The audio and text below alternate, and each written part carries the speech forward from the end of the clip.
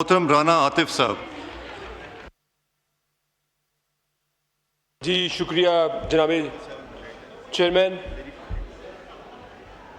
देखिए, आप इस बजट के अंदर हुकूमत ने टेक्सटाइल और एक्सपोर्ट के ऊपर कोई चीज़ नहीं बताई कि हमने एक्सपोर्ट कैसे बढ़ानी है।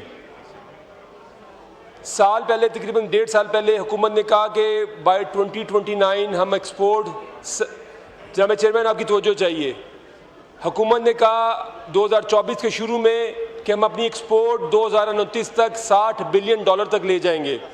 इसका मतलब ये है कि पिछले 78 सालों में जितनी मैंने एक्सपोर्ट की है, अगले 5 सालों में हम उससे डबल कर देंगे। लेकिन कोई रोड मैप नहीं दिया, कोई पॉलिसी स्टेटमेंट नहीं है कि वो कैसे करेंगे।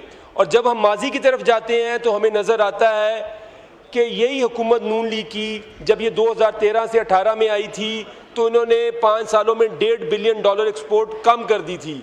हालांकि तब पाकिस्तान में एनर्जी प्राइसेस कंपेटिटिव थी।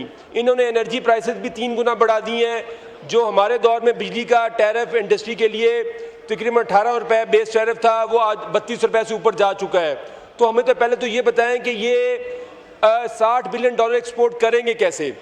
दूसरी चीज़, इन्होंने कहा कि देखिए, इंडस्ट्री लगाने के लिए आपको मुल्क में इन्वेस्टमेंट चाहिए होगी। पाकिस्तान में इस टाइम जो प्राइवेट इन्वेस्टमेंट टू जीडीपी है वो लोएस्ट है पाकिस्तान की तारीख की, 13% है इस टाइम। प्राइवेट क्रेडिट श्रिंक कर गया है। श्रीलंका जो कि बड़ा हम समझते थे एक दौर में कि हमसे छोटा मुल्क है, उसमें भी जो प्राइवेट क्रेडिट है वो 35% है टोटल क्रेडिट का। हमारे यहाँ बैंकिंग सेक्टर के जो हमारे फाइनेंस मिनिस्टर हैं वो ये बैंकिंग सेक्टर से हैं, वो बात वजह से सुन नहीं रहे। काइंडली उनके बात सुन लें फाइनेंस मिनिस्टर साहब को कि जो प्राइवेट क्रेडिट है वो सिर्फ 13% है आपके टोटल क्रेडिट का। तो जब आप कारोबारी हजरात पे आपने FBR के वो कानून लागू कर दिए हैं कि वो किसी भी कारोबारी बंदे को जाके पकड़ लेंगे, उसका बिजनेस सीज कर देंगे, बिजली महंगी है, इंटरेस्ट रेट बहुत ज़्यादा है, प्राइवेट क्रेडिट अवेलेबल नहीं है, रूल ऑफ लॉ नहीं है इस मुल्क के अंदर, तो मुझे बताएं कि आप अपनी एक्सपोर्ट को कैसे बढ़ाएंगे।